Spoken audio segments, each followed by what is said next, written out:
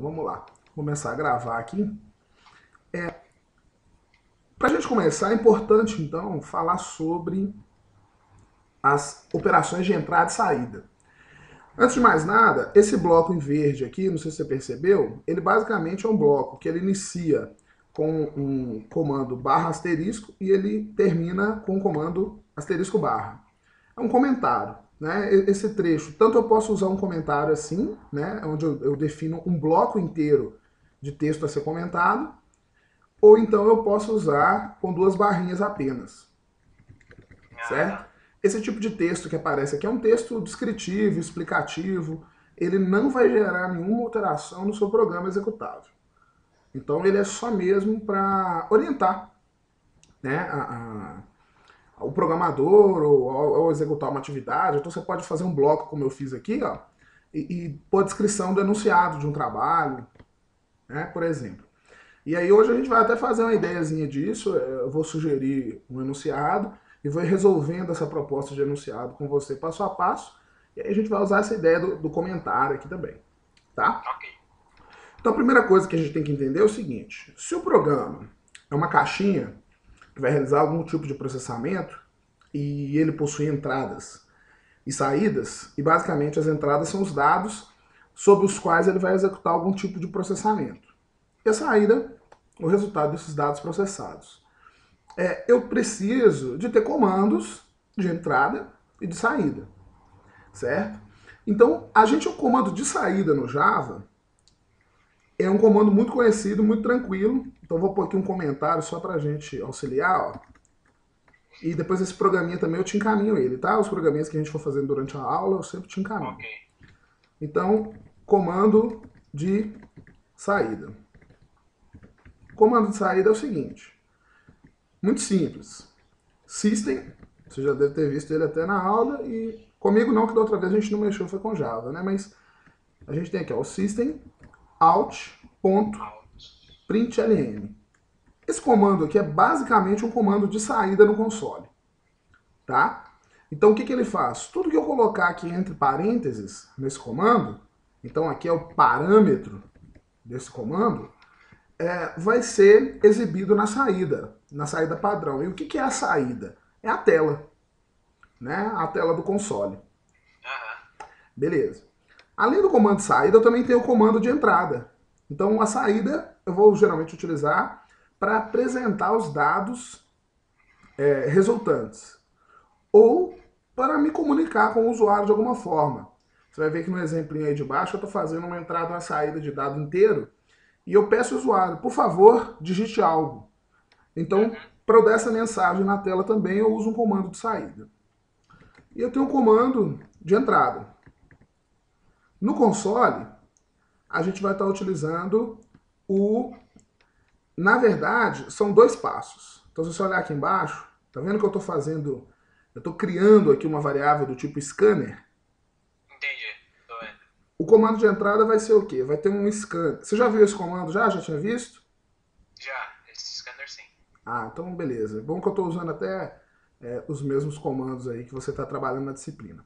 Eu vou criar uma variável do tipo scanner, e quando eu quero receber um valor, o que eu vou fazer? Eu vou criar uma variável idade, e aí eu vou explicar o contexto aqui do meu programinha, e dar um s.nextInt, onde o s é a variável do tipo scanner. Então a entrada ela é feita por um barzinho aqui, ó. Eu primeiro tenho que criar a variável do tipo scanner, e se eu quero fazer a entrada de dados de um dado inteiro, eu vou ter o nextInt. Então isso aqui para entrada de dados do tipo int. Então basicamente eu tenho aqui comando de entrada e comando de saída. Agora vamos dar uma olhadinha para essa estrutura, tá? Todo programa em Java ele vai ser composto por classes. Você está vendo aqui que eu tenho do lado esquerdo aqui, eu tenho aqui, ó, source files, são os arquivos fonte. E eu estou trabalhando com o que eu chamei ele de primeiro.java. No Java, a gente tem um conceito de todo programa que eu trabalho ele está dentro de uma classe, tá? Não sei se você vai me aturar até lá, mas quando você estiver aprendendo a mexer com orientação por objetos, aí a gente vai entender melhor as funcionalidades das classes, e os benefícios que elas trazem. Ok. O fato é que, como a gente ainda está bem no começo, a gente está trabalhando dentro de uma única classe. E aí o nome que eu dou para o meu arquivo, tá aqui, ó, primeiro.java, é o nome que eu dou para a minha classe pública, que está dentro desse arquivo fonte, que é a minha classe primeiro. O nome pode ser qualquer um. É interessante que seja um nome sugestivo dentro do contexto do seu programa. Como aqui a gente está num programa bem didático, bem no início, eu não estou muito preocupado com o nome que a gente está dando para essa classe, não. Quando as aplicações começam a crescer em complexidade, aí fica mais importante, né, essa definição de nome para as classes. Entendi. Beleza. Só aqui nesse comando de entrada, aí esse new scanner seria. Scanner é relacionado à entrada, né? Isso. Sempre vai ser entrada. Sempre vai ser entrada. Tá. E a gente aqui no S tem mais de uma função. Então, deixa eu tentar já adiantar uma coisa que é a parte de orientação a objetos. Quando eu dou um new, eu estou criando uma instância de uma nova classe. Então, em algum lugar no framework do Java, existe uma classe chamada Scanner. Nós estamos criando a nossa classe primeiro aqui agora. Mas no framework do Java, em algum lugar já existe essa classe Scanner. E ela tem um monte de operações prontas para a gente. Um exemplo de operação pronta que tem lá é esse nextInt, que basicamente pega uma entrada do console que é um dado do tipo inteiro. Ok. Entendeu mais ou menos? Ele retorna um inteiro. Quando a gente começa a mexer com funções, algumas coisas vão clareando. O que é importantíssimo pensar é que aqui eu tenho a combinação desses dois comandos para fazer uma entrada de dados. E aqui eu tenho um comando que pode fazer uma saída de dados. Isso aqui é o primordial nesse primeiro momento. Tem algumas Tá. coisas que elas No ficam... caso, o next int, o int, ele nem sempre vai ser int, né? Exatamente. Pode ser um double. Exatamente. Pode ser só next se eu quiser pegar uma string, que é um conjunto de caracteres. Ah, tá. Tá? E aí a gente vai mexer com alguns tipos de variáveis já. Você já está trabalhando com tipos de variáveis lá já na disciplina, não tá? Tá, ainda bem pouco, mas tá. Beleza. A gente vai trabalhar com alguns aqui e vamos ver que é uma coisa muito simples. Beleza? Então, todo programa Java, ele precisa de ter pelo menos uma classe. O nosso aqui vai ter a classe primeiro, tá?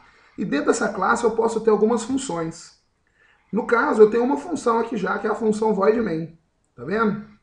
Aham. Eu vou falar com o tempo o porquê do static, o porquê do public, tá? Mas por enquanto, vamos nos limitar a entender o seguinte, que essa função ela vai ser executada assim que o programa inicia sua execução. Então ela é a função principal. Então todo programa em Java, console, vai começar nessa função. É a partir dela que eu vou ter as operações que eu porventura tenho interesse de realizar. Fechado? A estruturinha o início do programa sempre vai começar com essa estruturinha. Exatamente. Essa estruturinha. Agora esse miolinho aqui vai depender do que a gente vai fazer, né? Essa Tá. parte selecionada aí. Cada um tem um cenário. Tá certo? Ok. Então vamos lá. Eu vou fazer o seguinte aqui agora. Eu quero. Eu criei aqui, então nessa primeira linha, uma variável do tipo scanner, certo? Logo em seguida, eu dei uma mensagem na tela para o usuário aqui, ó. Por favor, ou nem por favor, digite sua idade. Foi essa mensagem que eu mandei ser exibida na tela. Logo em seguida, eu usei aquele S com o método nextInt para recuperar um inteiro que o usuário venha porventura digitar e guardei ele na variável idade. Detalhe importantíssimo, a variável idade é uma área de memória reservada do tipo int. E depois chamei um comando, que eu já até listei no comentário ali em cima pra gente, que é um comando que apresenta uma saída de dados, certo? Agora olha que interessante esse comando de saída. Geralmente a gente usa o system.out.println e põe uma variável, ou põe só um texto. O que eu fiz aqui foi combinar texto com variável. Ó. Tá vendo aí? Tô vendo. Então, idade é uma variável do tipo int. Ela tá aqui, ó. Cujo valor vai ser recebido do usuário. Entendi. Esse S antes do next que eu não. Esse S, olha aqui, ó, é a variável do tipo scanner.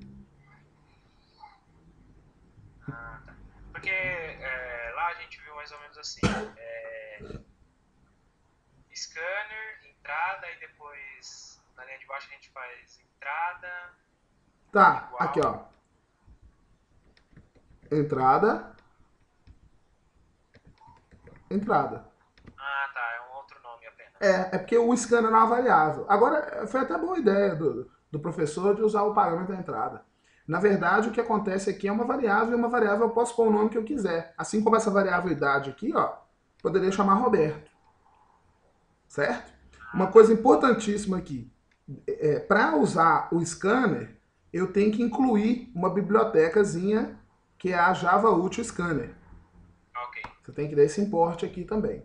Então tem algumas funcionalidades que já existem prontas no framework do Java que a gente pode usar. Um exemplo é o scanner.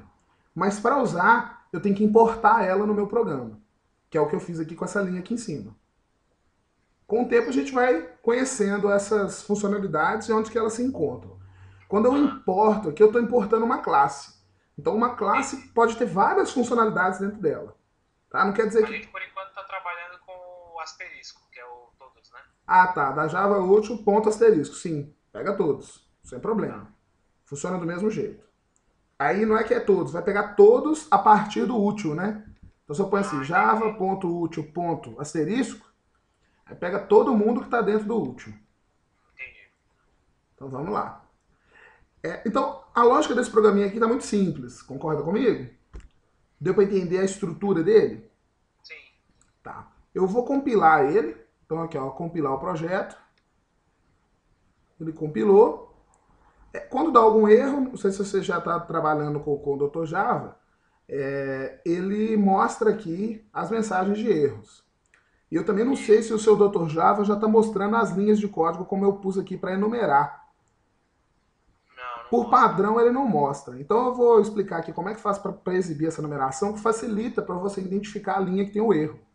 Caso um erro aconteça, claro. Aham. Então aqui, ó, em Tools, tem uma abazinha Tools, Tools, não, desculpa, em Edit, a última opção é a Preferences. Você entra na opção de Preference, aí tem aqui Display Options. No Display Options tem uma opção que chama Show All Line Numbers, que é mostrar todos os números de linhas. E aí geralmente ele vem desmarcado. Aí você marca, dá um aplicar, um OK, ele já deixa a numeração aqui exibida por padrão. É interessante, quer ver? Olha só. Vamos compilar o projeto, ele compilou com sucesso, né? Vamos colocar alguma coisa errada aqui, ó. Vou tirar um N aqui do scanner. Tá vendo aí? Eu tenho que dar um erro aqui, né? Vou mandar compilar, aí ele deu um erro. Bom, ele já mostra de amarelo, né? Qualquer um vai identificar. Mas às Sim. vezes tem muitos erros. E aí eu quero associar um erro que aparece aqui embaixo com a seleção aqui em cima. Aí ele tá aqui, ó, linha 22. Eu visualizar o número da linha já facilita a minha vida. Ah, ok. Certo? Não quer dizer que vai resolver o problema, mas é um Aham. meio caminho andado, né? Então, beleza. Agora ele compilou certinho, eu vou rodar esse programa. E aí eu vou mostrar aqui as opções que você tem para executar o programa. Geralmente, quando a gente executa, eu vou conseguir ver aqui nessa área inferior os comandos e executar entradas e ver as saídas. Né? Ter a aplicação, o programinha, de fato, sendo executado. Então, eu vou dar um run aqui. Aí, olha lá, ele deu run primeiro, tá pedindo aqui, ó, digite sua idade. Tá vendo que o cursor ficou piscando, esperando uma entrada minha? Sim. Então, na verdade, o que ele fez? Ele entrou no programa, executou, começou a executar a função main, rodou essa função, que é o scanner, certo? Criando a variável entrada, executou essa mensagem aqui, que é um comando de saída, digite a sua idade, ao texto aqui embaixo, e aí está Aham. executando essa linha aqui, ó. E essa linha ela faz o quê? Fica esperando eu preencher uma entrada, assim que eu preencher um valor e digitar um enter, ele pega esse valor e vai guardar ele lá na variável idade. Eu Ah, entendi. vou colocar aqui minha idade real, 19 anos, enter. O que ele fez? Quando eu dou um enter, ele acabou logo na sequência executando um system.out.println, que é um comando de saída, onde ele combinou texto, variável, texto. E ele imprimiu lá, você tem 19 anos. Mentira, né? Eu não tenho 19 não. Mas ele não tem inteligência artificial, esse aqui não. Aí Fez. então, que nem lá, no visual, eu preciso declarar as variáveis antes da estrutura início.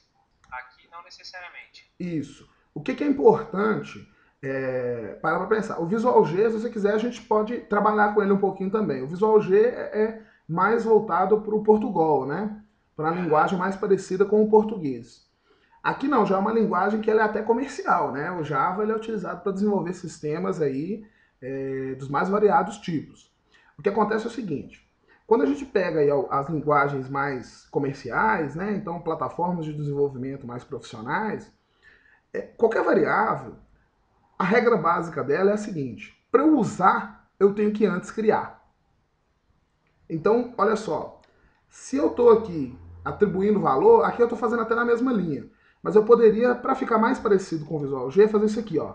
Falar que idade recebe a entrada, ponto next int, e lá em cima eu faço o int idade. Então, assim, eu crio a variável para depois usá-la. Eu não poderia jamais fazer isso aqui sem ter criado. Agora, esse comando pode ser feito na mesma linha, que é aquilo que eu tinha feito antes. entendi. Eu ponho ele já para mudar. Como você perguntou, foi a hora adequada para comentar sobre isso. Uhum, Para mostrar que quando você estiver analisando um código, isso pode acontecer. Mas isso não é crítico. Tá? O que eu não posso ter é. Então, assim, eu posso já, ao declarar a variável, atribuir um valor para ela. Como estava sendo feito aqui antes, né? Eu declarava e atribuía o valor na mesma linha. aham, Ou posso fazer da maneira mais didática e um código um pouquinho mais elegante, que é declarar a variável para depois atribuir valor. Agora, isso aí só relacionado à atribuição. Agora, usar a variável, fazendo cálculos, operações, comandos de saída, como é o exemplo aí não, a variável já tinha que ter sido declarada antes. entendi. E faz sentido também que, por exemplo, ao executar um comando como esse aqui, a variável já tenha sido declarada e já tenha atribuído algum valor para ela. Porque se eu crio uma variável, não coloco valor nenhum nela, vou imprimir, eu estou esperando imprimir o quê? Não tem processamento, né? Não teve processamento nela, né? Aham, Geralmente, em algumas linguagens, o que vai acontecer é imprimir um lixo de memória qualquer, se entendi. eu não atribuo um valor para ela. Né? Então não faz muito sentido eu testar uma variável sem antes colocar um valor dentro dela. Eu Tá. imprimir uma variável sem antes colocar um valor dentro dela. Então, quando você falou da, de fazer a declaração da variável, o valor é o tipo, é isso que você está. O Isso. int aqui? É quando Tá. eu dou O tipo da entidade, eu variável. estou declarando ela. Seria dizer o seguinte: a linguagem de programação é uma linguagem como o português. Então, quando eu estou escrevendo um comando, eu estou solicitando a execução de alguma ação para o computador. Então, quando eu falo assim, entidade, é como se eu dissesse ao computador: meu caro, eu preciso de uma área de memória para guardar um valor do tipo int. Reserva essa área de memória para mim e eu quero acessar essa área de memória com o apelido idade. Ele, beleza, Ah, tá. reserva essa área de memória e eu, através do apelido idade, consigo acessar esse espaço que está reservado para mim. Entendeu? Ok. Vamos embora então. Bom, então a execução do programa aqui ficou bem tranquila, né? Só um detalhe aqui que pode ser útil para você: quando eu crio um programa assim, ele vai criar um diretório. Aqui eu estou usando um diretório dentro do meu desktop chamado Java Projetos. Então deixa eu abrir ele aqui. Olha só, ele criou alguns arquivos dentro desse diretório. Tá vendo aqui? Esse primeiro Aham. arquivo é o arquivo do projeto. Esse arquivo é o resultado da compilação, tá? E esse arquivo aqui é o arquivo fonte, que é esse que eu estou editando aqui no Dr. Java, onde eu estou vendo o código fonte. Uhum. Eu posso rodar ele através do console também. Eu posso vir aqui, dar o iniciar, executar um comando, né? Um CMD, e através do console rodar o programa. E olha só, eu estou aqui dentro do CD, na área de trabalhos, essa pasta aqui, se eu não me engano, é Java Projetos. Então, se eu entrar dentro do diretório aonde eu coloquei os meus arquivos, eu consigo visualizar eles, né? Então, eles aqui. E eu posso executar eles. Eu posso dar um comando aqui, ó, Java primeiro. Só primeiro aqui. Aí, olha só, tá vendo que ele tá rodando o programa aqui, ó? Digite sua Aham. idade. Então, eu vou pôr lá, vamos pôr a verdadeira agora. 31, você tem 31 anos. Então, porque na verdade o que a gente está fazendo é um programa console. Agora aqui eu estou no Dr. Java, num ambiente já que eu faço tudo no mesmo lugar, eu não tenho que ficar saindo de um lugar para o outro. Mas se você, Entendi. Se você quiser, você pode acessar o console e lá no diretório onde você salvou o seu projeto, então eu fui aqui, ó, C-User, Tito, Desktop, Java Projetos. Dentro do diretório Java Projetos eu tenho vários arquivos. Se eu der um comando Java, o nome da minha classe aqui, que é primeiro, ele vai automaticamente executar o programa. Tá certo? No console aqui. Bom, aqui é só título de curiosidade mesmo. Agora vamos brincar com alguns tipos de variáveis aqui então. Além da variável inteira, eu posso ter variável float. O que a variável float é capaz de receber? Um número com casas decimais. Então vou chamar ele de decimal.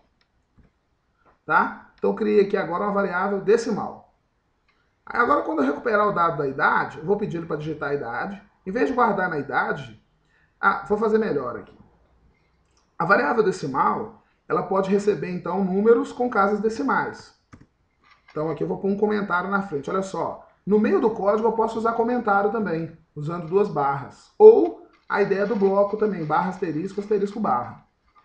Então eu vou colocar aqui, ó, variável capaz de receber números com casas decimais. Eu também posso ter uma variável do tipo string, e essa é bem legal. A variável string, ela pode receber um conjunto de caracteres. Então, como um nome, uma frase, certo? Mas não que nem aqui esse digite sua idade, isso. Pode. Aí eu vou fazer aqui, ó. Digite sua idade, certo? Olha que interessante que eu vou fazer aqui agora. Aí ele digitou a idade. Eu vou aproveitar aqui, ó, e vou fazer um digite seu nome. Certo? Aí o nome, eu posso usar a mesma entrada, só que não vai ser next int. Vai ser só next. E aqui não vai ser idade, vai ser nome, que é a variável do tipo string. E aí, em vez de falar você tem, eu vou falar o nome do cara, o nome da entrada, tem tantos. Então eu faço aqui, ó, nome mais tem tantos anos. Entendeu a ideia aqui? Alô? Oi? É porque tá chiando, eu tô achando que você tinha caído ainda. Então, entendeu a ideia aqui? O que eu estou fazendo? Eu estou... essa decimal aqui eu não estou usando agora, né? Mas eu estou declarando aqui para a gente já ter esse exemplo com essa documentação. Eu acho muito útil também, você pode utilizar, por exemplo, esse programa que eu vou te encaminhar como referência para, de repente, construir os seus. Né? Você abre o código, pô, mas eu preciso fazer um comando parecido com aquele que o Roberto fez no programa tal. Então você pode ir lá e aproveitar a ideia. Então o que eu fiz aqui? Ó? Variável idade, a variável decimal eu não estou usando para nada, a variável nome. Solicitei o usuário para preencher a idade e usei o next int para pegar a idade. Solicitei o usuário para preencher o nome e usei só o next para pegar o nome. Então quer dizer que quando eu dou entrada.nextInt, o que eu recupero é um inteiro. Quando eu dou entrada.next, o que eu recupero é uma string. Mandei compilar e vamos executar ele. Ó, digite sua idade. Obviamente ele está rodando esse comando aqui, né? Vou digitar a idade aqui. Vamos lá. Aí agora ele falou, digite seu nome. Então eu vou pôr um nome bonito aqui. Vou dar um Enter. Olha só aquele que mostrou na saída para mim. Roberto tem 29 anos. Então ele montou o comando aqui com os parâmetros. Certo? Então no nome entrada.next eu não preciso colocar o string. Isso, não precisa. Next. Tá. Basicamente o que acontece? Tudo que eu digito na entrada, por padrão, né, é do tipo string, exatamente. Quando é de outro tipo que eu tenho que especificar. Next int, next float, e aí vai. Tá? O barato aqui é que nessa ferramenta que a gente está usando, eu não tenho recurso de autocompletar. Então, por exemplo, nessa ferramenta que eu estou sugerindo, aí eu vou mostrar um pouquinho dela comparando com o Dr. Java na próxima aula nossa. O que acontece? ela tem essa variação. Ela me permite, quando eu dou aqui o entrada ponto, ele já me carrega as opções que eu tenho dentro dessa variável entrada. E aí eu não preciso nem digitar o next, eu seleciono e dou um enter, ele já autocompleta. Entendi. Então favorece a gente evitar digitar alguma coisa errada. E acelera, né, a codificação. Então, assim, aí é um negócio que eu vou encaminhar para você avaliar. É bom ter os dois na máquina, eu sugiro, né? Porque aí, às vezes, você está precisando de alguma coisa mais rapidinho e tal, de repente a ferramenta mais leve, como o Dr. Java, vai te atender. Agora, quando você começar a avançar, você já vai abrir mão do Dr. Java e vai começar a mexer mais na ferramenta mais profissional, que ela vai te dar mais recursos. Entendi. Fechado? Esse é o Eclipse que você fala? Não. Ou Eclipse ou NetBeans, todos dois são melhores nesse aspecto. Né? E a gente pode brincar com os dois até, não tem muita... a codificação aqui vai ser a mesma, né? O programa mesmo, nosso trabalho dentro da ferramenta é o mesmo. O que muda são os recursos que essa ferramenta oferece. Tá? Então, beleza. Bom, então aqui, entrada e saída de dados, eu acho que já é uma tarefa que está relativamente esclarecida, né? Como é que você faz a entrada? Uma dúvida, Roberto. Manda. A diferença do float pro double? Ok, ótima pergunta. Vou até pôr ela num comentário aqui, ó. Diferença do float para o double. O float e o double, eles armazenam o mesmo tipo de dado. Então, ó, ficou muito esquisito a minha diferença aqui, né? Vou acertar. Diferença float para o double. Então, o tipo de dado armazenado é o mesmo. Então, vamos aos comentários. Vou pôr um bloquinho aqui, ó. O tipo de dado é o mesmo. Porém, o que acontece?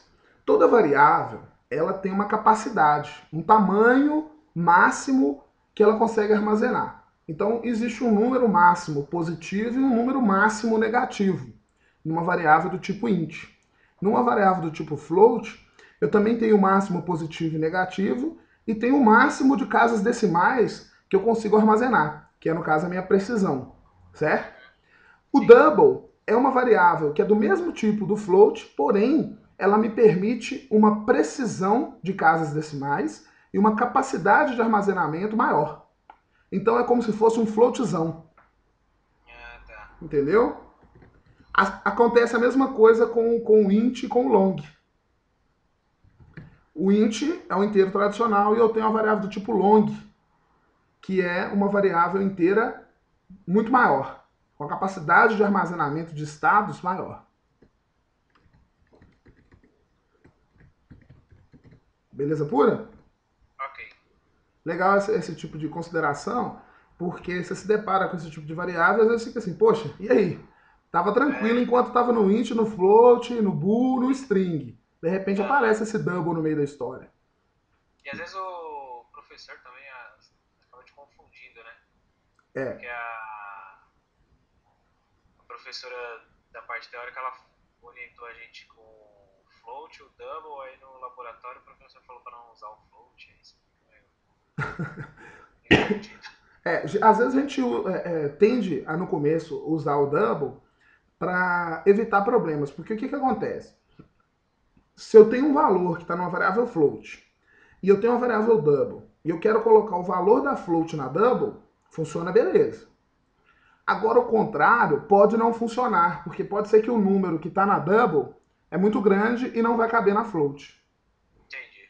E também pode acontecer de ter alguma função utilitária que o pessoal vai usar, assim como o scanner, alguma função que está vindo lá do Java útil, que ela retorna double. E aí tem função que você, para usar, vai ter que usar double. Tem função que não precisa, que funciona float. Aí o professor da prática, para minimizar impacto, ele sugere a utilização do double. Né? Mas é legal explicar por quê, né? De qualquer forma. Não é muito acessível, vamos dizer assim. Não entendi. Ele não é muito acessível, né? Vamos dizer assim. Isso aí não é muito legal, né? Bom, mas vamos lá. Vamos lá. Isso acontece, é um perfil que acontece com o pessoal da programação. Bom, então entrada e saída de dados está tranquilo. O que eu vou fazer aqui agora eu vou mudar um pouco o contexto. Eu vou continuar deixando a entrada de dados, eu vou comentar aqui o decimal, o nome, A entrada do nome aqui também eu vou comentar. Então, o comentário também é útil quando eu quero tirar parte do programa sem apagar o código-fonte, né? Que aí o que está comentado não vai ser executado, certo? Legal. Isso aqui é até para estratégia didática aqui, de eu poder avançar, mexer no programa, é interessante para a gente não ter que ficar criando múltiplos programas e continuar tendo a referência aqui no programa. Então, olha só o que eu vou fazer aqui agora. Eu vou pedir para ele continuar digitando a idade. Só que agora eu quero fazer alguma avaliação com essa idade. Além de exibir, se eu for exibir do jeito que está aqui, vai dar problema, porque agora não existe variável nome, né? Então eu vou voltar esse comando aqui, ó, para o você tem, para não evitar o problema ali. Você percebeu qual era o problema? Se eu tentasse imprimir o nome, o nome, isso, comentando ele, é como se ele não existisse mais. Né? Aí ele vai falar, opa, você está tentando imprimir uma coisa que não existe. Sem chance. Então o que eu vou fazer? Eu vou pedir para digitar a idade, só que antes de dar a impressão você tem tantos anos, ou até mesmo eu posso fazer depois. Eu quero fazer uma verificação, se ele é jovem, maduro ou idoso. Então eu vou criar uma escala para avaliar isso. E vou imprimir, ó, você tem tantos anos e é jovem. Ou você tem tantos anos e é maduro. Como é que eu vou fazer isso? Logo depois que o usuário fizer a entrada de dados, eu vou fazer um teste condicional. Então, olha só, eu vou fazer um if. O if é o se. No fluxograma, não sei se eu já comentei com você antes, que a gente geralmente trabalha no fluxograma. Você chegou a trabalhar em fluxograma na disciplina teórica? Sim, sim. Aí vocês trabalharam lá com estrutura de decisão no fluxograma? Sim. Que símbolo que vocês usavam lá? Acho que é um losango, né? Um losango, um doce de leite. A gente brinca aqui em Minas Gerais que é um doce de leite. Então, o doce de leite é o if aqui, certo? E o que eu ponho no if aqui? Eu vou pôr uma expressão, certo? E caso essa expressão seja verdadeira, eu executo o bloco entre chaves aqui embaixo. Então eu vou mover esse comando aqui, ó, para aqui dentro. E qual vai ser a minha expressão? Eu vou fazer o seguinte teste, ó. Se a idade for menor que 18 anos, então se a idade for menor que 18 anos, eu vou imprimir você tem 18, a idade, né? Anos e eu vou pôr só aqui um tracinho, jovem. Então eu estou falando o seguinte, se a idade for menor que 18, é jovem. Vou fazer um outro teste aqui, ó. Se idade menor que, vamos pôr aí, cinquentinha. Cinquentinha, porque eu ainda fico dentro desse grupo aqui. Se a idade menor que 50, você tem tantos anos, eu vou pôr maduro. E vou pôr um terceiro bloco aqui, opa, se idade maior ou igual a 50, você já viu esses operadores, Adriano? Sim, sim. Então aqui tá tranquilo, né? Se maior ou igual a 50, eu vou pôr, aí sim, tá idoso. Então olha só, sacanagem, né? Mais de 50 não é idoso não, mas no nosso programa é. Então eu vou compilar esse cara, quando eu seleciono a opção compilar, só um comentário, ele já salva o código, tá? Você não precisa ficar aqui, salvar, compilar, tá? Não há essa necessidade não. Então compilou com sucesso, vamos rodar. E deu lá, digite sua idade. Então eu vou pôr aqui uma que imprime o primeiro, ó. Vou pôr aqui 15 anos, tá? Enter. Ele colocou lá, você tem 15 anos jovem, você tem 15 anos maduro. Opa, não era o que eu queria. Concorda comigo? Eu queria parar só no primeiro bloco, mas vou te explicar o que aconteceu aqui. Vamos supor que eu executo aqui mentalmente, linha a linha, e isso é muito bom fazer para a gente poder identificar o que o programa está de fato executando. Então eu vou vir aqui, ó. A entrada recebeu o valor e eu digitei 15, não foi isso? Foi. Tá. Aí ele fez o teste. 15 é menor que 18? Correto. Se eu vou executar o que está aqui dentro. E ele executou. Tá ali embaixo, ó. Ele executou, correto? Porém é correto no de baixo também, né? Porém é correto no de baixo também. Então ficou meio esquisito, né? Esse é um exemplo claro, onde eu vou ter que usar, e eu vou pôr um comentário aqui, ó, expressão composta. Então, o que eu vou ter que fazer? Eu vou compor a minha expressão. Eu vou falar aqui o seguinte, olha, que a idade, se a idade for menor que 50 e idade maior ou igual a 18. Entendeu o que eu fiz aqui? Olha só. É 2 Zs aí depois de 50? Isso, é o I comercial aqui, daquele tipo dupla sertanejo. Você gosta de sertanejo?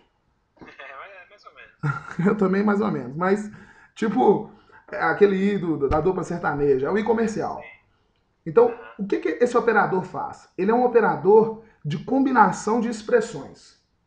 Tá? Por enquanto, a gente está usando expressão só na estrutura condicional, né? Que é na estrutura de decisão. Mas você vai ver que a gente vai usar essa expressão em outros lugares. E a mesma ideia e os mesmos operadores vão ser utilizados também. Então, o que eu estou fazendo aqui? Eu tenho a expressão A, que é a idade menor que 50. Eu tenho a expressão B, que é a idade maior ou igual a 18. Quando eu uso o operador I, eu estou combinando essas expressões de que forma? A expressão A tem que ser verdadeira e a expressão B também. Se ambas forem verdadeiras, a expressão composta será verdadeira. E quando a expressão do if é verdadeira, eu executo o bloco que está no entre-chave subsequente. Entendeu? Então, o que eu vou fazer agora? Quando for 18, quando eu digitar 15, 15 é menor que 18? Vai entrar aqui. Aí eu vou digitar 15 de novo. 15 é menor que 50? Mas 15 é maior ou igual a 18? Não. Se uma das expressões combinadas pelo i for falsa, ele não vai executar esse bloco. E a outra também não será executada. Então vamos compilar o projeto. Quer perguntar alguma coisa? Não, na verdade eu ia perguntar, mas é isso mesmo. Então tá. As duas têm que ser verdadeiras, né? Exatamente. O i. Eu vou mostrar aqui quais são os operadores de combinação de expressões e quais as situações de funcionamento dos mesmos. Fechado? Uma coisa, nesse caso eu não preciso colocar o else. Calma, eu vou mostrar que o barato da programação é esse. Existem inúmeras soluções para um dado problema. Não tem uma solução única. Entendeu? Bacana. Então vamos lá. Vou compilar aqui e vou executar. Então, vou digitar a idade, o mesmo valor, 15. Enter. Agora ele só me falou que eu sou jovem. Vou rodar de novo. Oi? Não, ok. Não entendi. Ok. Não, só ok. Vou rodar de novo. Ai, parece que meu Dr. Java aqui deu uma travada. Deixa eu fazer um negócio aqui. Eu vi até uma função aqui interessante que eu queria mostrar para você. Que essa ferramentinha ela é meio instável, sabe? Tá. De vez em quando ela dá uma pirada aqui. Não sei porquê.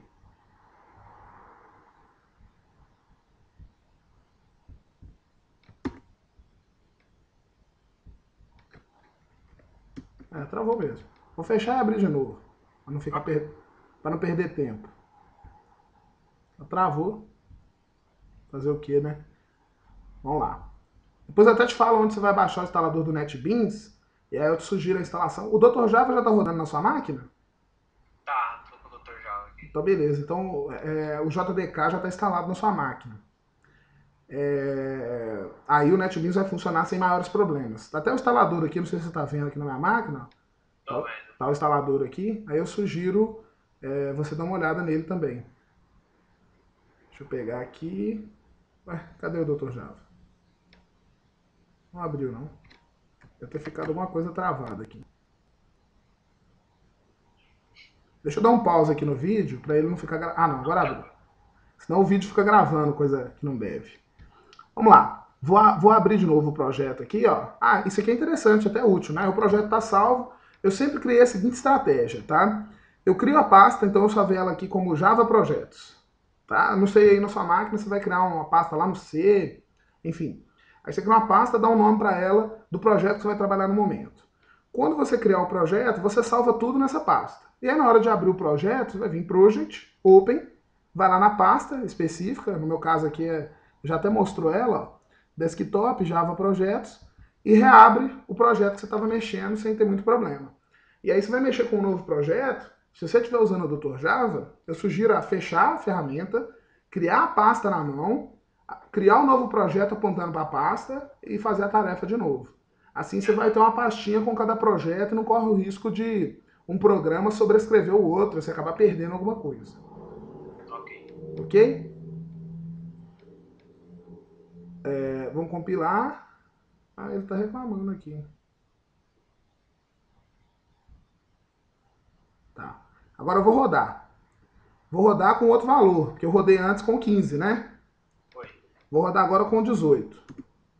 Ele só me apresentou a opção maduro, porque 18 não é menor que 18, mas é maior ou igual. E é menor que 50 também. Tá. Então, essa estratégia aqui funciona. Agora você comentou bem sobre o else. E o else? Não poderia usar o else aqui para resolver esse problema? Então eu poderia. O que eu vou fazer aqui? Ó? Eu vou comentar esse bloco. Vou pôr aqui um comentário, que depois você pode pegar essa estrutura e brincar com ela.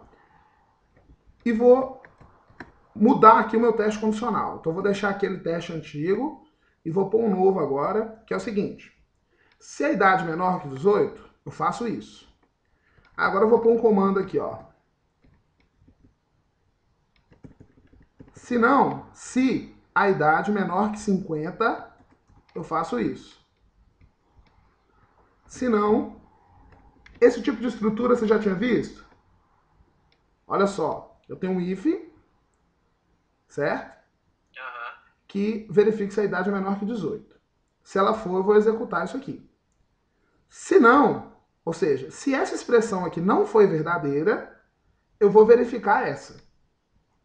Se não, eu não vou verificar nada e vou rodar de cara esse último bloco. Então, qual que é a diferença da estratégia anterior? Aqui, eu tinha um if, outro if, outro if. É o que eu chamo de testes condicionais desconectados. São estruturas independentes. Esse exemplo anterior que a gente rodou. Esse exemplo agora não. Eu tenho as estruturas condicionais dependentes. Uma está relacionada com a outra. Então, olha só. Aqui eu tenho o if e esse else é o else desse if. O else é o se não. Então, se isso aqui for verdade, eu faço. Se não, se isso aqui for verdade, eu faço. Se não, eu rodo esse último bloco. Então aqui eu tenho até mais do que um if-else. Por que eu não usei o if-else? Porque eu tenho três saídas para essa decisão. Certo? Então aqui eu estou mostrando uma segunda forma de resolver o problema anterior. E quando eu uso nesse exemplo, tá? Porque isso vai variar muito do contexto. Quando eu uso nesse exemplo o if, else e if-else, eu não preciso usar a expressão compostas. Então aqui eu vou pôr um comentário. Não foi necessário expressão composta. Correto? Vamos rodar para ver se funciona, né? Que falei. Se funciona mesmo a gente não sabe. Vou rodar, vou digitar a idade agora. 15. Jovem. Não entrou no segundo. Isso que é interessante. Quando eu tenho uma estrutura composta, o teste de baixo só é executado caso essa expressão não seja verdadeira. Então, se ela for verdadeira, ele roda esse comando e nem roda mais nada. Parou por aí. Então, é como se isso tudo aqui fosse um único bloco. Qual que é a lógica? Um dos três sempre será executado, mas nunca mais de um. Entendeu a ideia?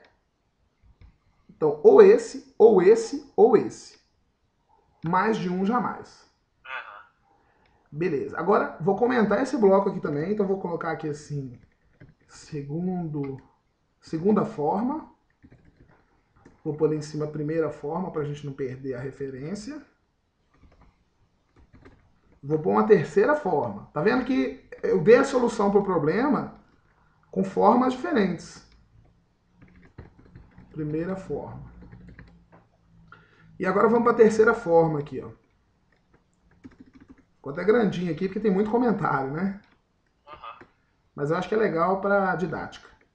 Então, vou pôr aqui, ó. Terceira forma.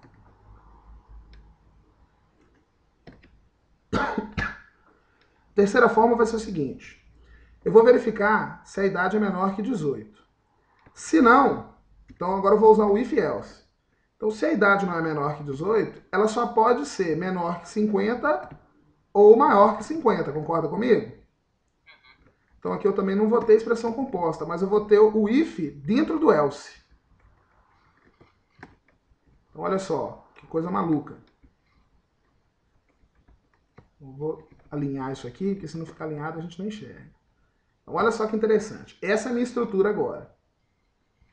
Se a idade é menor que 18, eu vou imprimir isso aqui e paro. Tá? Mas e se não é? Se ela não é menor que 18? Se ela não é, eu verifico se ela é menor que 50.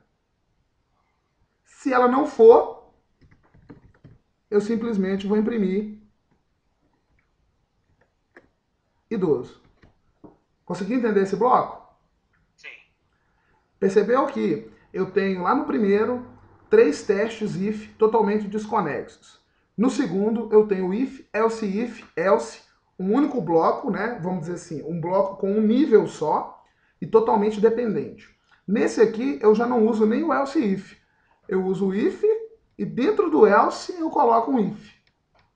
Mas eu consigo representar o mesmo comportamento. Então, mesmo nesse exemplo simplesinho, vamos compilar e rodar para ver se eu estou falando a verdade. Né? Às vezes pode ser mentira. E verificar se o resultado é o mesmo esperado. Então aqui, ó, 15, você tem 15 anos, jovem. Vamos rodar de novo?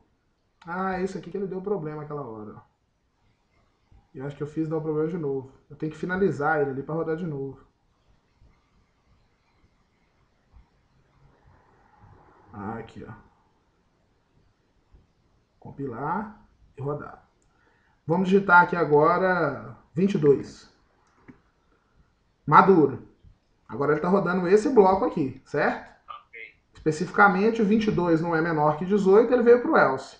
22 é menor que 50? É. Rodou esse e não rodou esse. Eu posso ter if ou if else dentro de if quantas vezes eu quiser. Obviamente que você vai fazer isso dependendo do que você quer implementar, né? Da lógica que você quer representar. Mas não tem limite para isso não, tá? Eu posso pôr if dentro de if, dentro de if. Ok. Agora eu quero fazer um adendozinho aqui no final, onde eu quero colocar uma questão importante para você aí, Adriano, que são as expressões, desculpa, os operadores de combinação de expressões.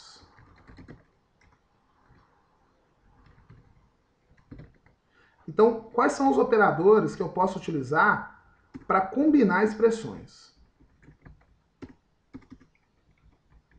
Certo? Então vamos lá. Basicamente eu tenho dois. O operador e tem também o operador ou. Você já tinha visto esses operadores? Não, ainda não. Beleza. Então, o operador i já deu para você entender a ideia, né? Então, Sim. quando eu combino duas expressões, combinando duas expressões com esse operador,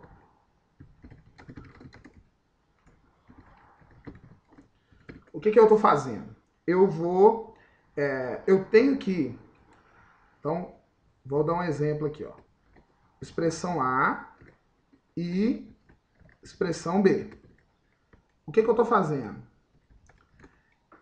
Tanto a expressão A, vou pôr aqui, ó, tanto a expressão A quanto a B devem ser verdadeiras para que a expressão composta também seja. Exatamente. Ok. E quando eu estou combinando duas expressões, espera, eu vou dar uma queda de linha aqui só para Peraí, aqui, aqui, aqui. Então, quando eu estou combinando duas expressões com o operador, dá um exemplo, EXPA ou EXPB. O ou você está representando com... É o shift da esquerda e a tecla que está do lado dela. Porque ela tem uma contrabarra e o pipe. É o pipe. Esse é o pipe. Então, esse aqui, como é que é a lógica dele? Basta que uma das expressões seja verdadeira para que a expressão composta seja verdadeira. Então, deixa eu explicar isso aqui. Vamos a um exemplo. Se eu tenho uma situação em que eu quero executar um comando, por exemplo, se a variável A for igual a 0 ou a variável B for igual a 0. Então, eu coloco lá, se A igual a 0, pipe, B igual a 0. Então, o que eu estou fazendo? Eu estou combinando duas expressões com o operador lógico ou. Um detalhe importante é, como é que ficaria a tabela verdade disso? Então, vamos supor algumas situações aqui. Suponha o seguinte teste. Então, eu tenho aqui o teste, expressão A e expressão B, tá? Então, se o A for verdadeiro e o B for verdadeiro, qual vai ser o resultado da expressão composta? Hein, Adriano? O A verdadeiro, B verdadeiro, verdadeiro. Verdadeiro. Se eu tiver aqui o A verdadeiro e o B falso, qual vai ser o resultado? Falso. Falso. Se eu tiver esse falso e esse verdadeiro, qual será o resultado? Falso. Exato. E agora, se eu tiver os dois com falso, qual vai ser o resultado? Falso. Não, é verdadeiro, né? Não, falso também. Falso A também. única forma de dar verdadeiro é uma e a outra verdadeira. Verdadeiro, tá. Beleza. Agora, vamos fazer o outro teste aqui, ó. Vamos fazer a outra tabela verdade aqui. Vamos fazer a tabela verdade do ou. Então, vou apagar aqui, porque não sei se é o mesmo. De cara, você imagina que o quê? Que o ou é o contrário do i, né? Não é geralmente o que a gente pensa? Vamos verificar se é mesmo. Se a expressão A for verdadeira e a B for verdadeira, o que você acha que é a saída do ou? Verdadeira. Verdadeira. Basta que uma das duas seja verdadeira para que a expressão composta seja. Tá. Verdadeiro ou falso? Verdadeiro. Falso ou verdadeiro? Verdadeiro. Já digitei aqui antes de você falar sem querer. Falso ou falso? Falso. Falso. Então, olha só, se você olhar a tabela verdade, a resposta aqui do igual e a resposta aqui do igual, você vê que não é o oposto, né? Mas uma coisa você pode considerar. Com o operador i, só vai ser verdadeiro se ambas forem verdadeiras. E com o ou, só vai ser falso se ambas forem falsas. Você pegando essa regrinha, você já consegue usar tanto o operador i quanto o operador ou para fazer combinação de expressões. Certo? Certinho. Agora, Adriano, eu quero te mostrar. Vou salvar. Aqui está salvo já, mas vou garantir. Vou te mostrar aqui a referência onde você vai conseguir fazer download do NetBeans. Tá certo? Ok. Tá vendo meu navegador aí? Tô vendo. No site do Dr. Java, eu vi que tem uma introdução aqui que pode ser útil. Tem um Quick Start Guide, então é no drjava.org, que ele tem introdução, um beabá, e aí ele tem um pouquinho sobre algumas características. Pode ser útil, tá? Tem uma documentação aqui. Okay. Eu não sei se você tiver alguma dificuldade com o inglês, tem o Google Tradutor também que salva a nossa pele. Ok. Beleza. Outra coisa que é interessante é que eu vi ele falar assim, poxa, o Roberto ainda não falou, mas eu estava tão afim de ver como é que eu faço uma entrada de dados no console Java, e a aula que eu vou ter com ele é só sábado que vem, não vai dar tempo de perguntar. Tô supondo um problema, tá, Adriano? Você pode vir no Google aqui, ó, que ele é seu pastor e nada lhe faltará. Olha só, você pode fazer o seguinte, eu quero entrada de dados no console Java. Pá, lá no Google. Esse aqui ele trouxe um monte de referências. Eu vou te mostrar que esse aqui no primeiro link a gente acha a resposta. Fui lá no primeiro link. Aí olha só o que ele abre. Ele me mostra ali como é que usa o scanner. Tá vendo? Que foi o exemplo que eu até montei aqui para te passar. Então, o que eu estou te mostrando aqui? Muita coisa, se você quiser, você não precisa esperar necessariamente o sábado para a gente discutir. O Google ele é uma fonte de informação inesgotável, tá? Então você consegue achar muita documentação, principalmente de Java, que é uma linguagem muito utilizada. Tem um site aqui, que às vezes o pessoal se pergunta, pô, mas às vezes quando eu estou dando aula, né, e a gente opta pela disciplina com Java, mas por que Java, professor? Por que não a linguagem Y, B, Z? Aí eu vou e faço o seguinte, eu acesso um site, que é o TIOB. O TIOB é um grupo que executa pesquisas com linguagens de programação, a sua utilização, a sua... como é que eu vou falar? Utilização não no sentido só de construção de novos projetos, mas a capacitação de novos desenvolvedores. E eles têm um ranking das linguagens e a sua utilização. Olha o ranking aí, tá conseguindo ver? Ele aqui é atualizado agosto de 2013. Olha o Java onde é que ele tá. É o primeiro. E entre as top 10, vamos dizer assim, são linguagens, obviamente, todas elas muito interessantes para se trabalhar, porque são linguagens que têm uma utilização muito grande no mercado, que vai propiciar... ainda é bem utilizado, né? Oi? A linguagem C ainda é bem utilizada. É bem utilizada. E se você for parar para pensar, aqui quando você fala C e C++, são basicamente a mesma linguagem, com a diferença que o C++ dá um suporte para orientação a objetos. Né? E o Objective-C é uma linguagem que a sintaxe é a mesma, só que ele tem uma API específica. Esse cara aqui é o do iOS, do iPhone e do iPad. Né? Pra você ver, só o iPhone e o iPad, uma linguagem que é só para iPhone e iPad, ela está aí, né, em quarto lugar. Né? Aí eu tenho o PHP aqui também, tem o C Sharp, da Microsoft. E a diferença do Java e o JavaScript? Aí é o seguinte, o JavaScript ele não é uma linguagem de programação com as mesmas características que o Java. O JavaScript é um programa, ele é voltado para o web e é uma linguagem de programação onde eu executo algumas coisas que rodam dentro do navegador, dentro do browser. O objetivo dele é totalmente diferente, entendeu? O Java não. O Java eu consigo construir a aplicação console, que é o que a gente estava fazendo na aula de hoje. Eu consigo fazer a aplicação desktop, eu consigo fazer a aplicação web.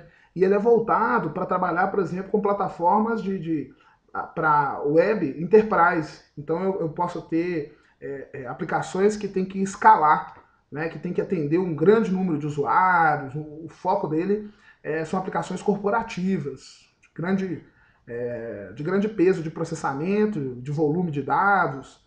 O JavaScript não, é um programinha que ele muitas vezes é utilizado até para fazer algum recursozinho visual dentro de um navegador ou algum tipozinho de integração junto com outras tecnologias, mas ele não é uma linguagem robusta, uma plataforma de desenvolvimento como o Java é. Entendeu? Aí assim, mas também é muito utilizado, né? Dessas 5 aqui, ó, eu diria que as 7, 8 primeiras, todas elas são mais linguagens para aplicações de maior porte, né? Todas elas são interessantíssimas para serem trabalhadas porque tem, né, uma fatia de mercado aí considerável da sua utilização e difusão. Beleza? Então é a justificativa do Java lá. Eu não sei se o professor de vocês já deu essa justificativa, mas se ele não deu, eu estou dando para ele. O porquê do Java. Aí, falando da ferramenta, eu sugiro dar uma olhada no NetBeans. Tá? Então, se você pesquisar na internet, Google NetBeans, já vai na pasta Download. O negócio barato do NetBeans, que eu acho muito interessante, é que olha só que interessante. Ele tem suporte para Java, C++, PHP também. Então, se você baixa essa opção com tudo aqui, ó, com a mesma ferramenta, você consegue mexer com C++, PHP e Java. Ah, legal. E muito bacana, tá? Então, na próxima aula eu quero mostrar um pouquinho para você, para ver os ganhos, os benefícios. Sugiro baixar a versão 7.3.1, porque a 7.4 ainda está na versão beta, então ela pode apresentar alguns erros que atrapalham um tiquinho a nossa vida. Né? Então eu sugiro baixar essa versão, são 220 e poucos megas.